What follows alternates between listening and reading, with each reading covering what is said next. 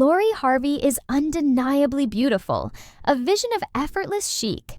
Yet despite her constant presence in headlines and on red carpets, there's an unsettling distance about her, a feeling that she exists behind a pane of glass. She trends, but never truly resonates. She's followed by millions, but rarely felt. For years, she's been dubbed the next It Girl. Her name splashed across magazines alongside a rotating cast of famous men. But this admiration is fleeting, superficial, fading within 24 hours. The question isn't whether Lori Harvey is famous, it's why she hasn't truly popped, and more importantly, whether she ever truly intended to. To understand Lori Harvey, you must first acknowledge the profound silence beneath the surface. There's an absence of a true voice, a lack of public vulnerability that speaks volumes. She is a master of the soft launch, an expert at disappearing before the world can scrutinize too closely. This isn't accidental. It's a meticulously crafted design. She grew up surrounded by celebrity, but not born into it.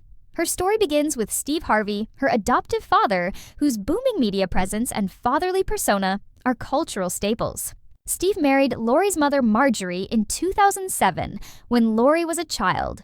Marjorie had Lori from a previous relationship, one that carried its own complex baggage and legal ramifications. Lori's biological father, Donald Woods, was convicted of running a family substance operation, ultimately sentenced to 37 months behind bars.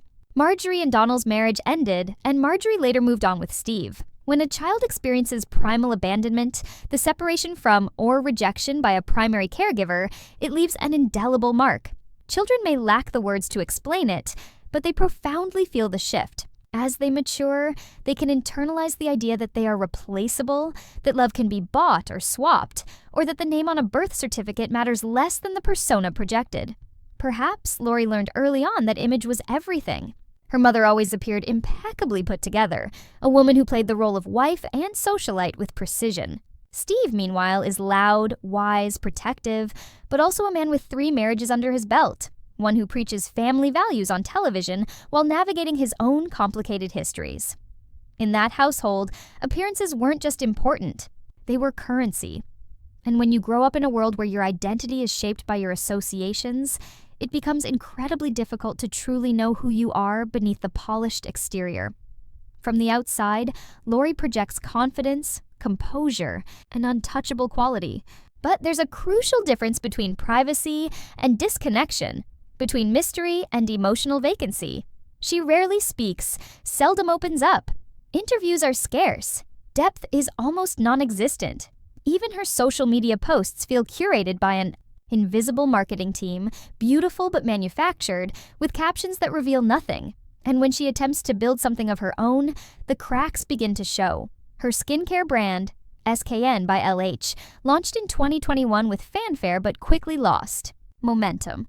Reviews were mixed, the product rollout sluggish, the branding vague. There was no unique voice behind it, just another pretty face with a cleanser in a saturated beauty market. Consumers today expect more than aesthetics. They demand authenticity, a compelling story, a sense of purpose. Lori offered only packaging. The brand's Instagram hasn't been updated since 2024, and all items have been out of stock on the website for what feels like an eternity. Frankly, many, including those steeped in the industry, weren't even aware she had a skincare brand. Her swimsuit line has fared similarly. It's Instagram silent since 2024, most products sold out or gathering dust without restocks in sight. As summer approaches, one might wonder why there isn't a relaunch, a new line of sunscreens ready to roll out. This is where the psychological tension truly begins to bleed through. In a world that thrives on genuine visibility, Lori remains ornamental. She is seen but not heard, admired but not deeply anchored. It begs the question, what does she truly desire? Influence, power, a lasting legacy? Or is she content to remain safe, perpetually riding her stepfather's coattails? As one astute observer, "Put it, bestie, you so damn messy, but see, she hit the nail on the head." When you're raised in a household built on performance, where your father is a meticulously crafted brand and your mother a curated fantasy of luxury, it's easy to lose your interior life. You become a role, a reflection. You learn to smile without feeling, to pose without speaking. Over time, silence becomes your armor. The men she dates, Future, Michael B. Jordan, Damson Idris, are all influential, admired celebrities. There's a clear pattern. She's the woman who always gets the man she wants, the one who leaves before being left. She's never heartbroken, never messy, never unhinged, always polished. But beneath this strategic facade lies a deep psychological, survival mechanism, avoidant attachment. It's a need to control how close someone gets, because genuine closeness feels unsafe. Intimacy means exposure. And when your earliest emotional bonds are shaped by instability or replacement, the idea of letting someone see the real you becomes unbearable. So, you offer them the fantasy, the untouchable version of yourself. There is a certain power in that, but there is also a profound cost, because when you spend your life curating a brand instead of building a voice, your success will always be superficial.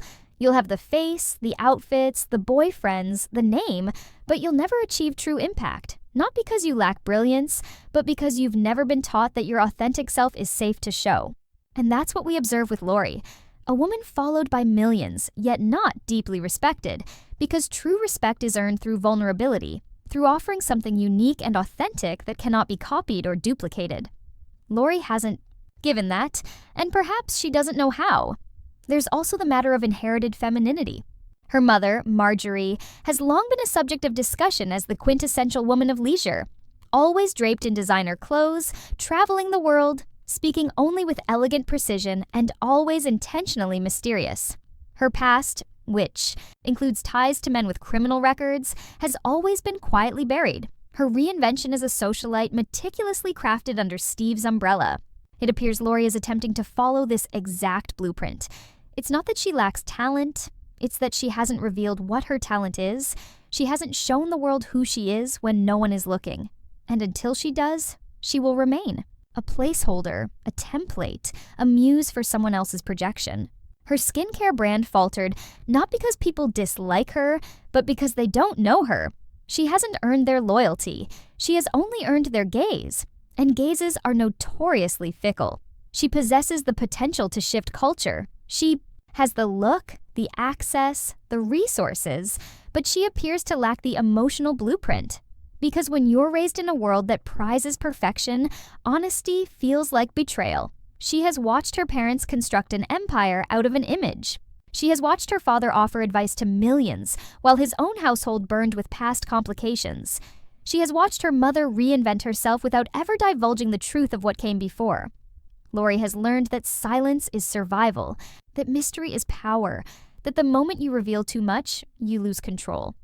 Yet, she also seems to sense that this carefully constructed power isn't truly landing, that the silence is no longer sufficient. You can perceive it in the calculated precision with which she pivots from one high-profile relationship to the next, in the way her business ventures are launched with fanfare only to dissipate into the void, in the way her social media presence feels less like a genuine window into her life and more like an impersonal billboard. And it's tragic, because beneath all that perfection is likely a woman with real things to say, real pain, real dreams, real heartbreaks, real opinions. But the fear of being truly known has kept her locked in a version of herself that is flawless and, ultimately, forgettable. In many ways, Lori Harvey embodies what happens when a girl is raised to be seen but not known, when she is taught to enter rooms as a fantasy rather than a force, when her worth is measured by the man on her arm rather than the fire in her voice. Underneath the curated stillness and perfect skin is a young woman who learned early on that being seen was not the same as being safe. So she smiles, she floats, she disappears when she needs to, because being known means being dissected. It means giving people the sharp, vulnerable parts of you and hoping they don't bleed all over your story. And after years of being labeled, watched, and worn like a trophy by men who mistook proximity for possession, perhaps Lori simply wants to vanish into herself. Not because she's hiding, but because for once in her life, she wants to be her own sanctuary, even if that means we never truly get to know who she is at all.